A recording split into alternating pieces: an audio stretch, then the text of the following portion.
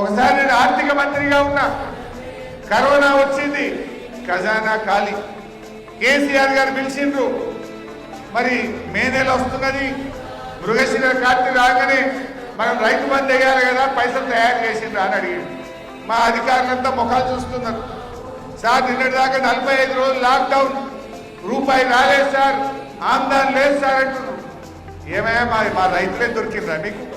కేసీఆర్ గారు ఒక మాట అన్నారు, మంత్రుల జీతాలు బంద్ చేయి, ఎమ్మెల్యేల జీతాలు బంద్ చేయి, కాంట్రాక్టర్ల బిల్లులు ఆపు, మా రైతులకు మాత్రం రైతు బంధు పడాల్సిందే. అది కేసీఆర్ గారికి రైతుల పట్ల ఉన్న నిజాయితీ. ఆగలే, కరోనా వచ్చినా రైతు బంధు వేసేది. మరి రేవంత్ రెడ్డికి ఏమైంది? ఇప్పుడు కరోనా వచ్చిందా? ఏమొచ్చింది? ఒక రైతు బంధు మొత్తానికే కొట్టిండు, ₹1 ఇయ్యలే. ఒక రైతు బంధు 3 ఎకరాలే ఇచ్చిండు. ఈ యాసంగి రైతు బంధు 2 ఎకరాలకే వచ్చింది.